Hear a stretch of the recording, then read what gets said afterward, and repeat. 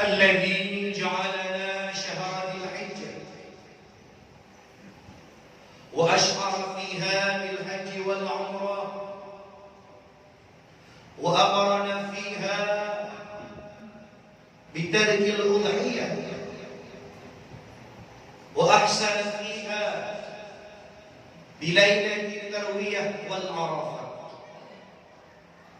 أشهد أن لا إله إلا الله وحده لا شريك له وأشهد أن سيدنا محمدا عبده ورسوله لا نبي بعده. اللهم صل وسلم على سيدنا ومولانا محمد سيد الكرامة والاستقامة وعلى آله وأصحابه من اسمه تذكر إلى يوم القيامة. أما بعد، فقال تعالى في كتابه الكريم: بسم الله الرحمن الرحيم، فصل لربك وانحر. صدق الله العظيم وصدق النبي الكريم ونحن على ذلك من الشاكرين والشاكرين والحمد لله رب العالمين. Segenap lapisan puja mari sama-sama kita ucapkan kepada Allah Subhanahu wa taala yang mana oleh Allah yang masih memberikan kepada kita nikmat terbesar, yakni nikmat kehidupan, sehingga pada hari ini kita mampu berkumpul di masjid yang mulia ini untuk melaksanakan ibadah sunnah pada hari nahar, yakni salat Idul Adha serta khutbah. Kemudian salawat dan salam kepada baginda Rasulullah sallallahu alaihi wasallam, pada para alim ulama, pada para ulama mutaqaddimin wal mutaakhirin yang mu'tabar di sisi Allah, takdiman wa ikraman, penghormatan khatib kepada Imam Besar Masjid Al-Muqaddas Kota Padang, ketua BKM-nya, bapak isinya, kemudian perangkat-perangkat desanya, kemudian takdiman dan penghormatan kepada seluruh staf panitia yang dia hormatkan, adapun panitia masjidkan yang teristimewa sekali. Kata-kata penghormatan kepada penunjuk jamaah hadirin wal hadirah sidang salat Idul Adha yang dimuliakan oleh Allah Subhanahu wa taala. Adapun khatib tadi memulai membaca Nurul Al-Khutbah, ditakutkan nantinya ada jamaah yang kurang sebelum khutbah dibaca, maka suku baginya tidak mendapatkan pahala salat Idul Adha. Makanya khatib membaca yang pertama, sekalipun nanti jika memang ada jamaah yang tidak berkenan untuk mendengar, maka sudah mendapatkan pahala salat Idul Adha. Ini bukan merupakan sebuah himbauan uji wow. Perkaranya, kalau kita salat Idul Adha dan mendengarkan dua khutbah daripada Idul Adha, maka salat Idul Adha kita tidak menghasilkan pahala. Alhamdulillah, dua khutbah tersebut sudah kita baca, maka kita masuk di dalam mau'izah, ceramah, ataupun sebuah peringatan yang memberi iktibar kepada kita umat Rasulullah sallallahu alaihi wasallam pada hari yang sangat mulia ini, yakni Yaumul Nahar. Muslimin sidang salat Idul Adha yang Allah muliakan, kita sudah berada pada akhir tahun daripada tahun Hijriah, berada pada 10 hari pada bulan Zulhijjah, yang mana pada hari ini kita melakukan salat Idul Adha secara berjamaah di masjid yang kita sangat cintai untuk mengungkapkan yang bahwa kita sebagai seorang hamba Allah yang menjunjung tinggi bid'ah dan amanah. Khatib ingin mengutip sebuah ayat di awal-awal surah Al-Baqarah, yang dimana ayat tersebut ketika kita telah lewat penafsiran para ulama mufassirin begitu memiliki makna yang dalam. Alif Lam, dzalikal kitabu la raiba fihi hudan lil muttaqin alladzina yu'minuna bil ghaibi wa yuqimuna as-salata wa mimma razaqnahum yunfiqun. Sampai di sini.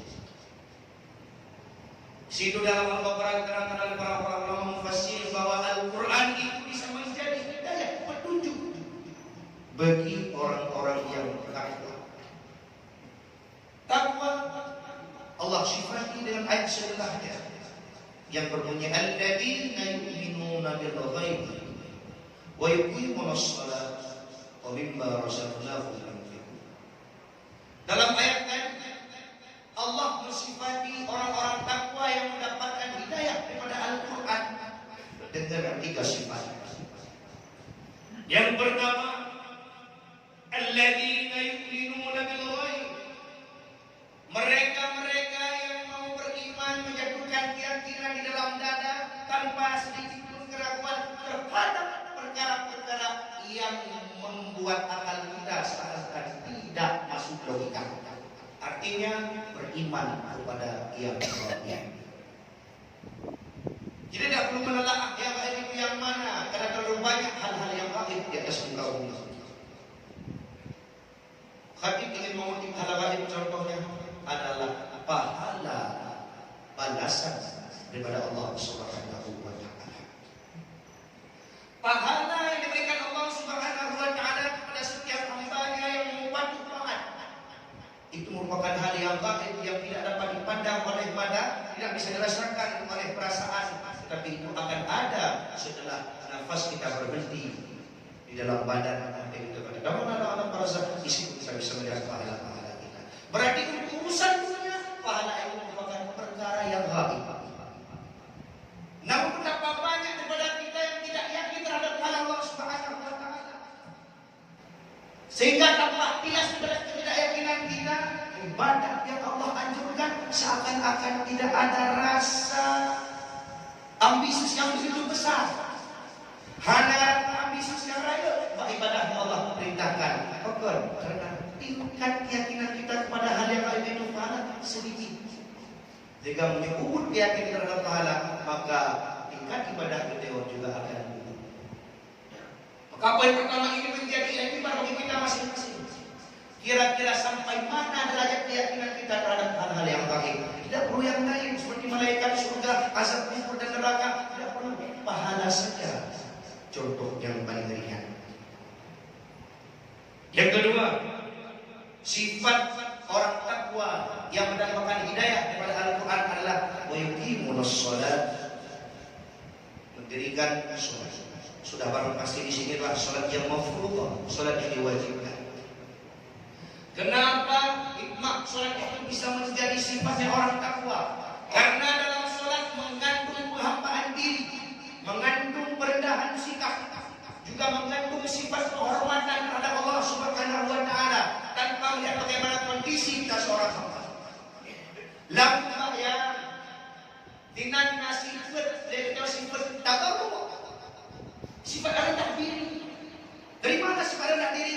Ketika kita sujud kepada Allah Subhanahu wa taala, disitulah baru engkau menempatkan raja pada tempatnya yang sebenarnya, menteri pada tempat yang sebenarnya. Sehingga oleh para ulama menafsirkan mana raja mana menteri. Dalam buku Al-Qalbu Kasulat, hati yang Allah berikan kepada kita itu laksana seorang pemimpin, seorang raja.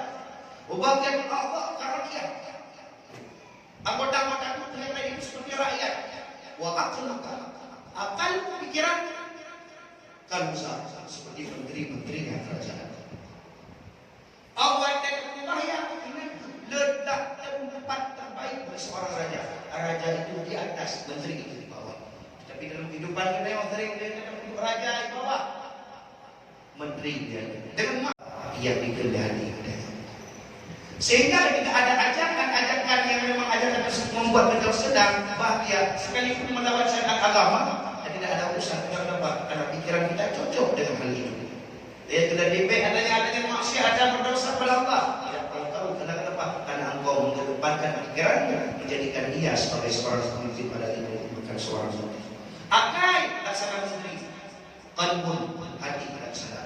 Kira-kira kita pada saat ini, apakah raja yang memimpin menteri atau menteri yang memimpin raja? Itu ada jawaban pada diri kita masing-masing. Hati merupakan raja, akal, pikiran merupakan Maka ketika kita sujud, pikiran kita yang berada dalam otak, lebih tempat yang rendah. Hati kita naik pagar terhormat. Sujud dari dapat Tuhan, boleh dada yang tegak. Tidak letak raja pada tempat yang sebenarnya. Maka solat merupakan sifat penghambaan diri. Solat merupakan sifat penghormatan terhadap Allah Subhanahu wa Ta'ala, terlepas daripada bagaimana kondisi dan keadaan kita. Baik kita itulah dilanda kemudahan, dilanda kesusahan, paceklik pada pekerjaan, sedikit pada pendapatan, sakit keluarga, apapun kondisi kita, dengan solat dapat menimbulkan sifat penghormatan terhadap Allah. Karena kenapa? Dalam solat kita membaca pada Al-Fatihah, Alhamdulillahirabbil alamin. Dalam solat rukun fi'li, dalam Al-Fatihah kita membaca surah Bismillah, Alhamdulillahirabbil alamin. Segala puji bagi Tuhan, bagi alam. Kita memuji pada keadaan kita mungkin tidak sedang tenang, keadaan mungkin tengah terdekat. Tapi ketika kita solat, kita memuji Allah Subhanahu wa Ta'ala tanpa melihat bagaimana kondisi kita. Sehingga pada takbir ketika i'tidal, tasbih pada i'tidal, kita membaca Rabbana lakal hamd. Ya Allah, bagimu segala pujian. Maka dalam solat engkau dapat mengingat dan dapat menimbulkan sifat penghambaan diri kepada Allah Subhanahu wa Ta'ala. Adapun yang ketiga, pada sifat orang yang takwa, Allah mensifatinya dengan wa mimma razaqnakum, bukan dengan banyak ibadah yang lain, bukan pula dengan tahajud yang banyak, bukan pula dengan hal lain. Allah mensifati poin ketiga sifat orang takwa yang mendapatkan hidayah kepada Quran adalah wa mimma razaqnakum yunfiqun. Mungkin di sini yang akan menjadi poin pembahasan kita kepada orang ini. Wa mimma razaqnakum yunfiqun. Tanda orang takwa ada sifat pada dirinya infak, suka memberi. Karena kenapa? Karena dia yakin apa yang ia dapat, apa yang ia miliki pada ketika hidup, itu semua mimma razaqna, daripada pemberian dari segi Allah Subhanahu wa Ta'ala. Bahkan sifat infak, sifat memberi itu menjadi sifatnya orang takwa. Karena dengan sudah memberi, engkau sudah menghidupkan sebuah sifat yang dapat mengikat adalah hati-hati saudara-saudaramu. Karena oleh ulama mengatakan, adnas yata'allaq ma yahab. Jiwa itu, jiwa akan tertarik kepada orang-orang yang berbuat baik kepadanya. Sifat berbuat baik lebih mudah didefinisikan dengan sifat suka memberi. Maka menarik hati kanyo, mengikat hati dengan tetangga saudara sesama Islam sah seiman kah? Yaitu dengan sifat infak, suka memberi. Tega dengan nanti berapur ya hukum yang galak juga kedanyo. Contoh dalam kehidupan, datang seorang orang yang lain yang menghakimi saudara kita, yang saudara kita itu suka memberi kepada kita. Ya Allah, daripada bulan kita dalam jiwa kita pasti kita menolaknya. Mungkin kita kebukti tapi lagi belum. Maka disebut timbul sifat ketika kau suka memberi akan melahirkan ikatan batinnya sesama manusia. Maka sifat memberi itulah yang menjadi landasan ikat manusia. Bertepatan dengan hari Nahar. Karena hari Nahar adalah hari kemenangan, di mana di Baitullah setiap tahun kita melakukan ibadah haji dan umrah pada bulan Zulhijjah. Namun kondisi yang mungkin tidak mampu kita ubah, karena itu sudah takdirnya Allah Subhanahu wa Ta'ala. Tahun 2020 dan tahun 2021 haji itu ditiadakan dengan kita.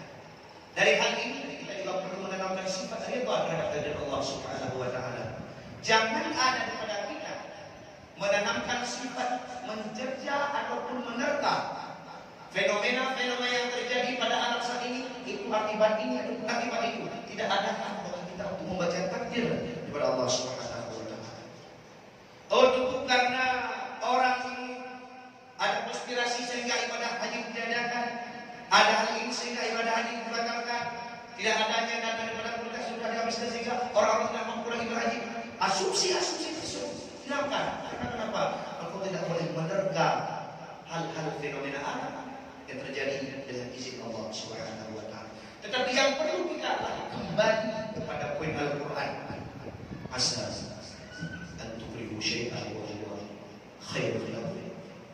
Asa an tuhibbu syai'an wa huwa syarrun lakum. Kita tahu poin Al-Quran sudah menggarisbawahi. Terkadang yang kita rasa itu sebuah kebenaran, padahal itu keburukan. Dan sebaliknya, padahal yang mereka rasakan kebaikan itu juga keburukan. Ataupun yang sebaliknya kita rasa keburukan, padahal di situ ada kebaikan. Yang poinnya, engkau tidak berhak mencerca ataupun menerka-nerka fenomena alam yang akibatnya ada pula, karena engkau tidak punya hak. Karena kenapa? Karena jauh hari kami ingin mengungkap sebuah peristiwa seperti ini. Ketika pada masa para tabi'in, pada masa seorang tabi'in, ulama ahli fikih, ulama ahli hadis yang berdomisili di kota Mekah yang bernama Abdurrahman bin Abdullah bin Ibn Mubarak Al-Marwazi. Beliau merupakan kalangan ulama mazhab Syafi'i. Ketika beliau berhaji pada saat itu, masyhur cerita ini dalam kitab-kitab Ihya Ulumuddin karya Imam Al-Ghazali dalam Sirul Al-Haji, dalam bab rahasia-rahasia haji. Di situ tertulis substansi judulnya yang bahwa haji mabrur tetapi batal.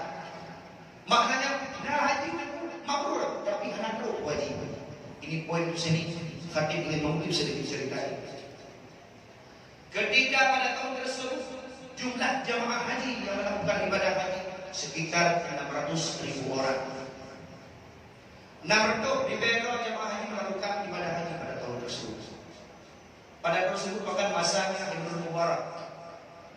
Ketika selesai melakukan wukuf di Arafah, Ibnu Mubarak seorang ulama fikih yang besar yang namanya dikenal pada tahun tersebut, beliau tertidur dalam Masjidil Haram. Ketika beliau tertidur sejenak, datanglah malaikat dalam mimpinya.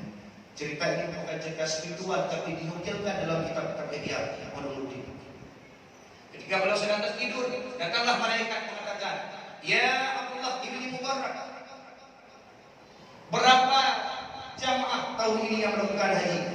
Beliau menjawab dalam mimpinya, 600.000 orang. Ketahui olehmu, 600.000 orang yang melakukan tahun haji tahun ini, sepuluh tidak ada yang mabrur. Kecuali ada satu orang yang tidak melakukan haji tetapi hajinya mabrur. Di sini tersentak Ibnu Mubarak sehingga dalam hal tidurnya beliau berpikir, kalau tidak diterima begitu maksud saya tidak diterima haji. Kemudian beliau bertanya lagi kepada malaikat dalam mimpinya, siapakah orang yang diterima oleh Allah Subhanahu wa taala padahal dia tidak melakukan haji? Apa ibadahnya? Ya Ibnu Mubarak, itu kehendak Allah Subhanahu wa taala. Orang tersebut bernama Said Al-Muhafal. Beliau merupakan seorang yang tugasnya tukang sol sepatu di Dimsyik. Dimsyik merupakan negara Syria, Damaskus. Akibat beliaulah kalian semua yang berjumlah 600.000 orang hajinya diterima. Kalau bukan gara-gara beliau, semua haji tidak mabrur pada tahun ini. Setelah hal itu terjadi, beliau terkejut. Kemudian selesai daripada ibadahnya, beliau pulang menjadi seorang yang bernama Said Al-Muhafal di Dimsyik di Syria. Ketika seorang ulama besar pada tahunnya menjadi seorang tukang sol sepatu, hal tersebut merupakan hal yang ajaib yang paling aneh. Beliau mencari pasar-pasar ketika beliau bertanya kepada orang-orang di pasaran, engkau kenal seorang lelaki yang bernama Said Al-Muhafal? Kamu turi wahai Abdullah bin Mubarak, tetapi apa hal engkau ulama besar yang begitu dikenal namamu di seluruh penjuru kota Mekah dan Madinah mencari seorang tukang sol sepatu? Tolong antarkan aku ke rumah beliau. Maka diantarkanlah Ibnu Mubarak ke rumah Said Al-Muhafal. Ketika sampai di rumah beliau, terkejut Said Al-Muhafal ketika melihat sosok Ibnu Mubarak datang ke rumahnya.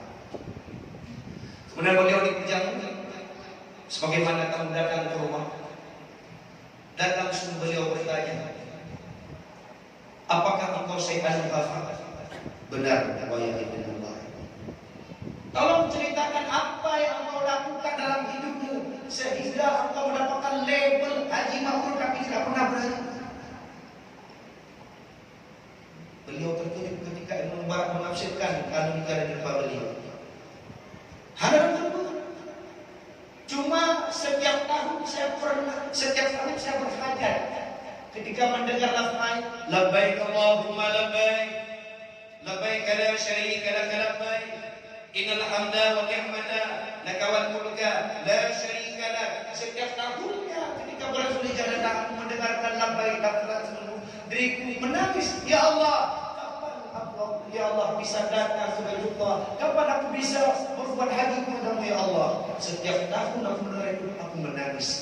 Sehingga dalam pikiranku aku sisihkan sedikit daripada uang yang aku dapatkan daripada pekerjaan sosial. Tiap tahun kubah baru punya merumput kubah 350 dirham cukup berhaji. Tapi pada saat itu istriku sedang dilanda kehamilan dengan hamil.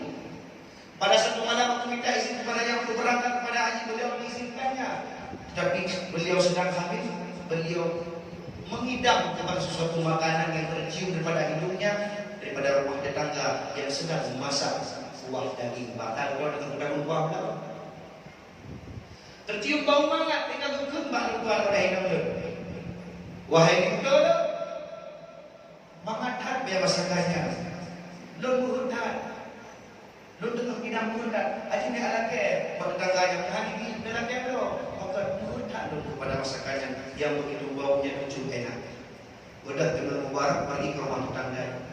Rupanya bau tersebut tercium pada sebuah rumah kubu yang kecil yang berisikan 9 orang anak itu di dalamnya. Ketika ada makanan, ketemu lelaki langsung. Seorang perempuan tua sedang memasak daging. Nekun bau rinangnya. Wahai burung-burung, nubi baju makanannya karena hidung luluan dengan bidang nubut kepada masalahnya. Perempuan tersebut tidak menghiraukan, hanya diam dan melanjutkan pekerjaan memasak. Kemudian beliau mengatakan ibunya memang hanya nubi baju.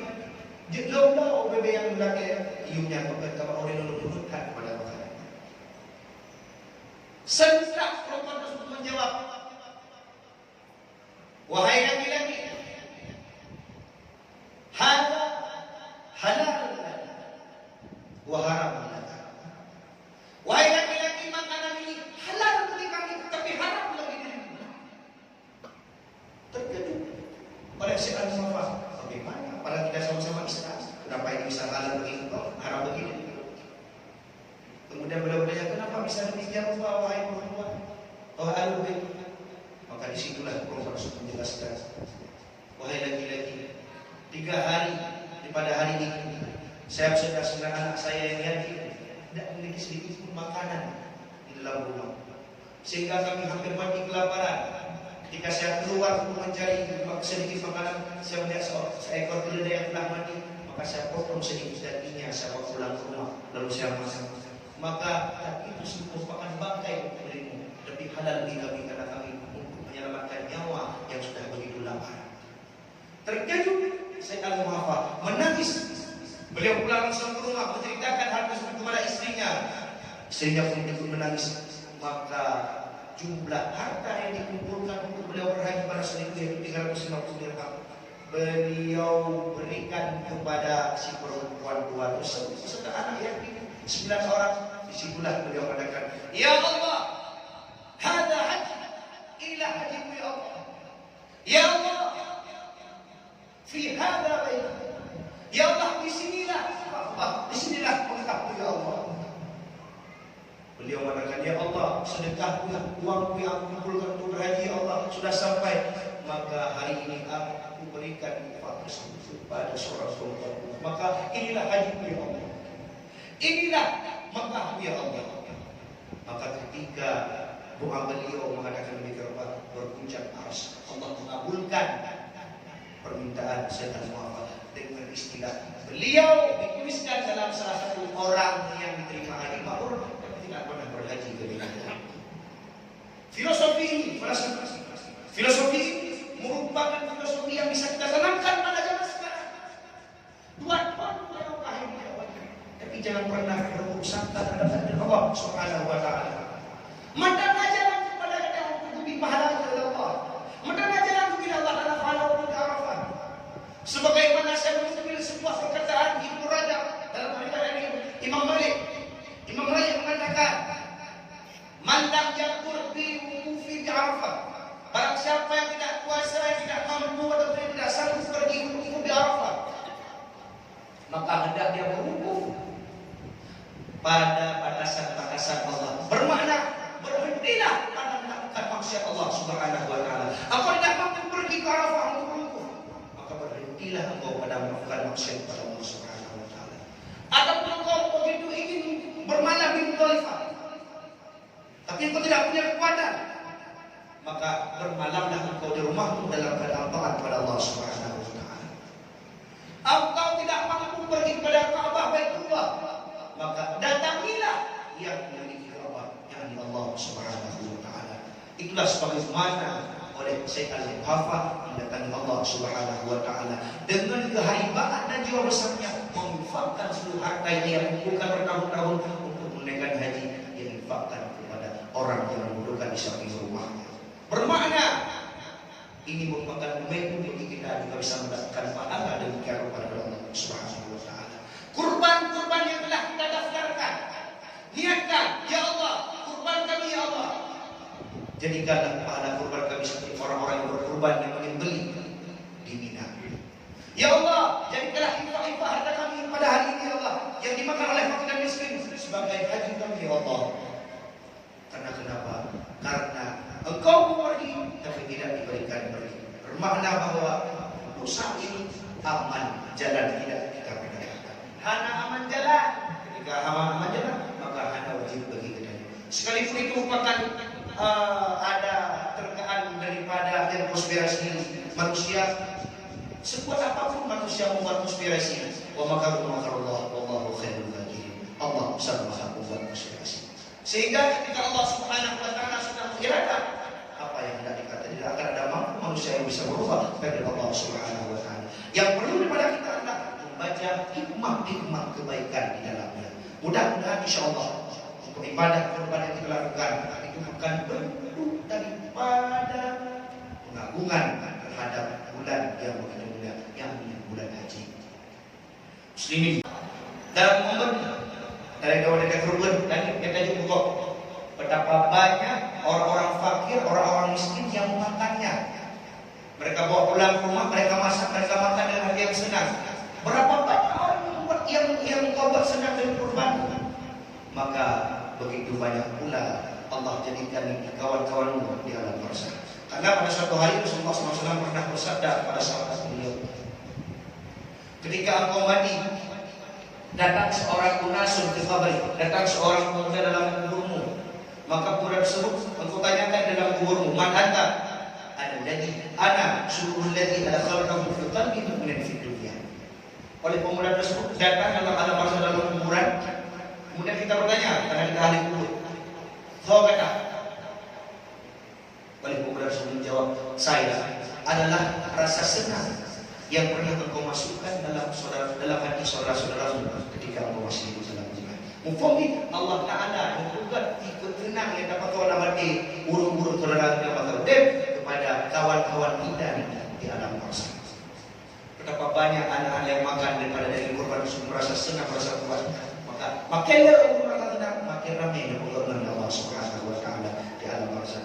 Namun hal ini hanya bisa didapat oleh orang-orang yang yu'minu bil ghaib. Muslimin sidang jamaah Allah yang Allah muliakan. Dalam kurban juga terdapat sebuah sifat kehati-hatian dalam infak. Ada rasa kita menjaga diri daripada kebinasaan. Dari mana binasa? Dari sifat yang Nabi pernah memberikan petunjuk yang bahwa salah satu tingkat ada 3 sifat yang membuat celaka dan binasa manusia. Yang pertama kata Rasulullah SAW adalah hawan mutabaran, nafsu yang dituruti, yang begitu ditaati, begitu diteladani, begitu dijadikan sebagai panutan. Nafsu di sini bernama nafsu amarah. Nafsu amarah ketika kita sudah jadikan dia sebagai teladan dan kita jadikan dia sebagai ikutan, maka akhirnya kebiasaan yang akan pada kita. Maka apabila nafsu amarah yang berhenti, sudah berapa pasti dia akan membawa kita kepada rumah kehancuran. Bahkan karena sudah berapa pasti inna nafsa amarah, inna nafsa la amarah bisu. Karena nafsu amarah akan membawa engkau kepada hal-hal yang tidak ada faedah dengan Allah Subhanahu wa taala. Bahkan Bapak juga Allah itu nafsu amarah. Ataupun pada sifat-sifat yang tidak ada faedah dengan akhirat, tapi engkau itu royal pada hanya contoh nina program-program keagamaan keberuntungan. Padahal engkau punya harta. Kalau ada program-program yang tidak menyangkut dengan keagamaan, engkau menjadi penderma nomor satu. Itu hati-hati. Kenapa? Karena nafsu amarah tidak jadikan tanggungan. Kemudian sifat selamat kita dan berinfak yang dicontohkan pada hari ini berkurban, selamat daripada sifat kebiasaan yang kedua, yakni syuhun muta'un, pelit yang dijaga dan dipelihara. Kemudian Nabi itu yang kedua yang membuat manusia itu tidak salah, pelit yang dipelihara. Pelit di sini pelit itu siapa? Pelit itu Allah, keinginan Tuhan. Bagaimana kita bisa melihat sisi pelit dari Allah Subhanahu wa taala? Engkau bisa lihat contohnya pada kurban pada kita. Wahai manusia, ketika kau merasa itu butuh, pasti engkau akan mengerahkan semua semangat dan kekuatan untuk mencari itu. Contoh, kalian butuh rumah. Semua orang pasti akan menginjil karena kenapa? Ada yang butuh rumah kita. Maka orang yang kita rumah 8 juta 10 juta per tahun. Engkau butuh kendaraan roda 4, harganya ratusan juta. Kau butuh, kau kerahkan semangat pekerjaanmu, kau cicil benar-benar kredit mengenai. Roda 2 juga. Urusan kredit 2 juta 500 ekor kambing per tahun. Engkau seakan-akan tidak akan ada rasa berat bunga. Itu berhidup daripada pelit yang dipelihara. Dengan makna engkau mudah royal daripada perutmu, tetapi engkau susah royal pada urusan kubur dan barzakh. Ini adalah merupakan sifat sangat. Kalau kita mau gadget yang mahal, merek handphone, keluaran 12 roda, yung 25 juta, menghuni ke tempat mana keluaran baru, sisihkan tabungan sedikit demi sedikit hingga baru.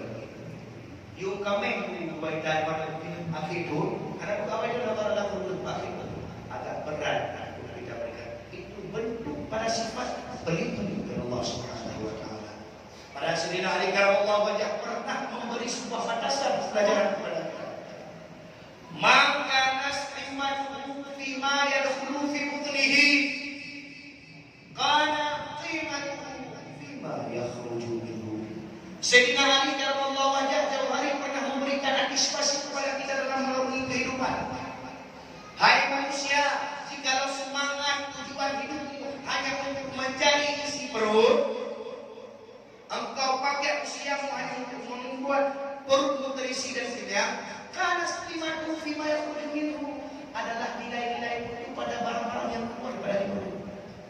Baca yang banyak tak kencangin, kalau engkau menjadi agak katanya menyebutnya udah cuma tapi kita fokus yang itu lagi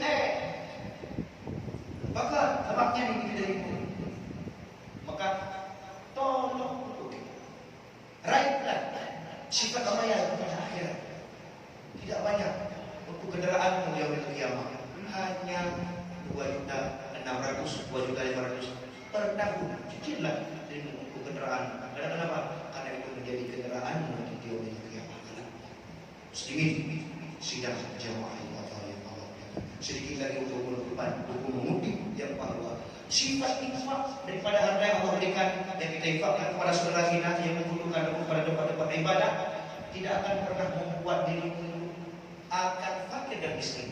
Hanya dalam sejarah ataupun dalam surah ataupun dalam kehidupan orang yang suka berinfak itu akan fakir, orang yang berinfak itu akan miskin. Hanya adanya bahkan Allah Taala tidak mungkin memberikan kefakiran kepada orang-orang yang mau beramal.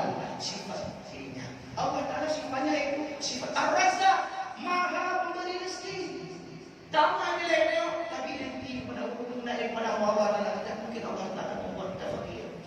Sedikit itu mengutip pada kisah pada masa Allah Musa alaihissalam. Itu berdepan khutbah kita pada hari ini. Ada seorang suami istri yang kehidupannya mungkin agak fakir. Pada suatu malam, suami istri tersebut dia berunding dengan suaminya. Wahai suami, ketahuilah kepada Nabi kita itu Musa. Beliau kan bisa berkenan dengan Allah Subhanahu Wa Taala. Mintalah sedikit pada beliau kepada Allah untuk diberikan kita kekayaan. Kemudian hanya dulu menjadi akhirat kepada Nabi kita itu. Dia kata Allah, kemudian memberi kaya aja. Kemudian itu tinggal orang menjaga Allah Musa. Ketika dijaga Allah Musa, dia keliling dunia orang. Ya Nabi Allah, kamu udik fakir dari Numunajat kepada Allah Subhanahu Wa Taala untuk lebih harta juga Allah supaya mengubah permintaan umat diterima oleh Nabi. Kepada Allah Musa munajat kepada Allah Subhanahu Wa Taala. Ya Allah, ada seorang pada hamba-Mu suami istri. Mohon kepadamu ya Allah agar mereka diberikan sedikit kekayaan untuk merubah bagaimana kehidupan mereka.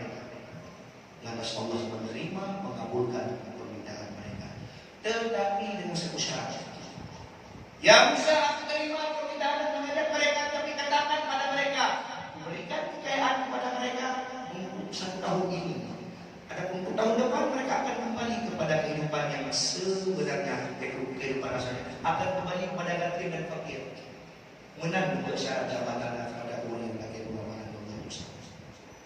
Kemudian Allah Musa pergi bertemu dengan laki-laki yang tadi mengabarkan bahwa Allah telah mengabulkan permintaanmu wahai laki-laki, tetapi dengan syarat bahwa kalian hanya akan diberikan kekayaan oleh Allah Taala untuk 1 tahun. Tahun depan kalian akan fakir kembali. Mendengar permintaan yang diterima oleh Allah Subhanahu Wa Taala oleh suami dan istri pun merasa kegirangan, bahagianya luar biasa. Maka ketika Allah Subhanahu Wa Taala sudah membukakan 1 pintu rezeki kepada hambanya, wa yarzuquni haitsu la yahtasib, Allah Taala bisa saja mendatangkan rezeki pada segala penjuru jalan yang tidak diketahui. Dengan kaya cepat. Oh, kalau kita kaya Allah Taala, kaya begitu cepat. Dalam hal kaya cepatnya, aset begitu banyak pada si istri. Dia bilang sama suami, "Dikriba itu. Hai bang, gedanya kami itu Allah Taala harta yang begitu kaya. Kalau mereka tunduk, gedanya akan fakir cuma. Untuk saat ini kita buka lapangan kerja kepada orang-orang fakir dan miskin. Kita berikan tempat-tempat kita buat tempat-tempat ibadah kepada orang-orang yang beribadah kepada Allah Subhanahu Wa Taala. Dan buka tempat-tempat panti-panti asuhan kepada anak yatim.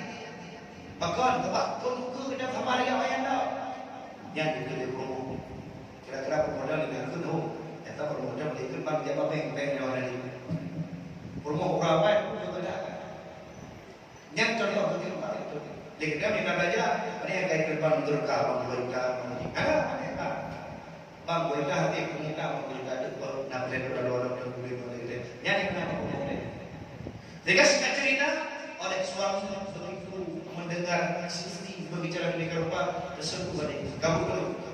Maka bersibuklah diri mereka membuka tempat ibadah, membuka tempat tinggal, membuka lahan pekerjaan untuk orang fakir dan miskin, sehingga pun berlalu mereka bertambah kaya kepada Allah Subhanahu Wa Taala. Dan Allah Musa mengingat bahwa ini kan sudah berpaling tahun, kamu kan tahu. Maka lihat kau bingung hana fakir pada Allah Taala juga kamu banyak fakir kembali. Maka pergilah dan Allah Musa kembali bermunajat kepada Allah. Singkat cerita, ya Allah, hamba yang berdosa hingga kebaran dan berkah kaya di dunia akan terjadi. Rupanya kamu dah mengerti ya Allah, kamu dah kaya, kamu dah ya Allah. Kamu dah kaya awalnya. Ya Musa, tahukah aku mengabulkan permintaan mereka dengan membukakan 1 pintu rezeki sehingga mereka kaya. Bukan, kita akan cuma tetapi dalam tahun tersebut mereka membuka ratusan pintu rezeki kepada hamba-hamba yang lain. Merdok pintu rezeki buka kepada hamba-hamba lain yang fakir dan miskin. Ramai kau kerja bagi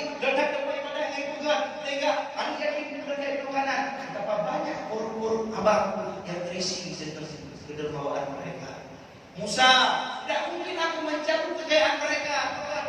Musa, mungkin kau sebagai Tuhan Maha Penderma, Maha Derma, Maha Kaya, Maha Pemberi rezeki, dikalahkan oleh kedermawaan kepada hamba. Musa malelo, menyana hamba lebih dermawan daripada itu. Tidak boleh sifat Allah Taala yang tertandingi oleh Allah. Sehingga tidak akan ada dalam kamus kehidupan orang yang suka bersedekah berinfak itu akan tidak ada. Maka pancet jarum kita di rumah, ayo pengadap ekonomi. Insya Allah dengan kita berinfak suka memberi kepada hamba Allah Subhanahu Wa Taala, dapatilah pada diri kita keselamatan dan sifat kebinasaan dan lahirlah sifat keterikatan adalah saudara-saudara kita. Bahkan banyak orang-orang yang merasa senang dengan infak kita sehingga senang untuk Allah balas dengan kawan-kawan yang dia itu di alam barzakh menemani kita di dalam muslimin sedang jemaah yang Allah muliakan. Dan hilangkan mindset cara berpikir yang bahwa kita butuh bersedekah tak suka lihat hal yang gerba tadi bukan ada. Jangan dulu, jangan lewat. Lebih baik ini ingat di pesan khatib pada hari ini. Harapan yang bikin aku hidup. Pesan khatib yang bahwa jangan takut ria sehingga Allah enggan berinfak. Sampai-sampai aku harus menunggu ikhlas untuk berinfak. Tiba-tiba jangan jauh. Nak berinfak ayo menunggu dan menunggu kerja hari berapa ikhlas. Ketimbang menunggu ikhlas tapi tidak berinfak. Taubat tak berkah dengan ikhlas ketimbang ikhlas kan dia pernah hebat. Jamunya gak berkah hari berapa ikhlas. Maka lahir syiar-syiar kita. Sekalipun hanya ikhlas, masalah ikhlas itu masalah hati seseorang. Dia akan mampu kita menghakimi ikhlas atau tidak ikhlas seseorang. Bukan tempatnya bukan hati. Dia tak boleh ikhlas, anak dia ikhlas. Kenapa? Karena cara berpikir kita ikhlas tersebutlah sesuatu hal yang lebih betul, yang tumbuh daripada paksaan kita. Dapat ada paksaan. Kalau itu cara berpikir kita, anak dia ikhlas. Contoh, lewat pengalaman depan anda. Dia lewat pengalaman itu dulu. Langkah itu kapan yang berbeda baik. Ketika engkau ingin berinfak, kira-kira hatimu ada pemikiranmu mau pilih atau tidak? Tapi pilih. Tajuk tentu lebih baik. Kali pandang berarti lebih baik berdoa. Mungkin dari mungkin itu bukan. Tadi hutang penting lebih baik. Nah, ketika hatimu lebih memilih 10.000 pada dalam saku ada uang 100.000, apakah itu dinamakan ikhlas? Mana ikhlasnya? Ikhlas adalah sifat yang tumbuh dalam jiwamu ketika engkau berhasil mengalahkan jiwa-jiwamu yang terpaksa. Itulah dia yang makan le. Talawan talawan terpaksa. Ikhlas. Karena tidak ada orang yang memaksa, hanya engkau memaksakan jiwamu untuk berbuat. Maaf cakap, yang kedua berbeda kadang. Hanya orang pakar dah kau ini anda ributnya.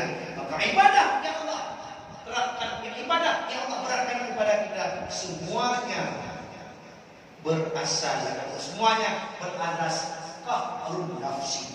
Dalam kitab-kitab para ulama itu al-ibadah la tahsulu illa bi qahrin nafsi. Ibadah kepada Allah Subhanahu wa taala akan hadir tanpa jiwa. Maka hasil paksaan jiwa kita sendiri sehingga membuahkan ibadah itulah keikhlasan yang sesungguhnya. Muslimin sedang jamaah di Allah yang Allah muliakan.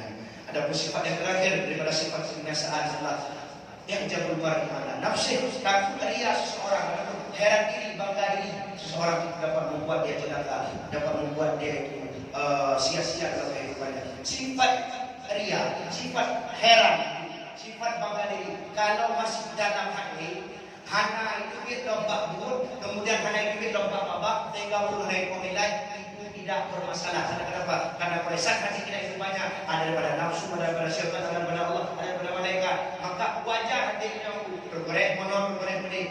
Selama bangga hati dan iri dengkinya, hana itu dia bakbun, hana lahir berperbuatan, hana lahir barisan, jika pun hana itu tidak menjadi sebuah hubungan. Maka dengan izin Allah Subhanahu wa taala kita terapkan pada hari ini sifat-sifat orang takwa adalah salah satu yang terbesar adalah mau berinfak, suka memberi. Salah satunya memberi maaf kepada saudara-saudara kita, yang tetangga, satu kerjaan, ataupun satu kampung, ataupun satu jemaah kita. Kadang-kadang Rasulullah SAW tidak akan pernah memberikan syafaat kepada umatnya yang masih menyimpan sifat dendam dan sifat amarah yang pernah mereka lakukan masa itu. Maka tempat Nabi anda rela dan umat kebahagiaan dalam neraka, kebahagiaan dalam surga. Maka dalam hal ini berikanlah sifat kemaafan kepada saudara-saudara kita tanpa perlu menunggu mereka minta maaf. Baik dan punya tema dalam hadis tujuh ya Allah ada umat saudara-saudaranya Allah. Maka doa umat lebih awal dan baik tema itu pahalanya lipat ganda dari Allah Subhanahu wa taala. Maka untuknya hadis pertama sekali mohon maaf kepada seluruh jamaah yang ada di sini atas ketidaksopanan, ataupun kelancangan, ketidak pas bahasa dalam penyampaian dan sebagai manusia biasa menyampaikan permintaan maaf sebesar-besarnya dengan berkah Allah di sisi Allah Subhanahu wa taala. Namun sebelum itu marilah sama-sama kita angkat sedikit tangan untuk membaca doa kepada Allah Subhanahu wa taala. Alhamdulillahirabbil alamin wassalatu wassalamu ala asyrofil anbiya'i wal mursalin sayyidina Muhammadin wa ala alihi wa sahbihi ajma'in. Allahumma shalli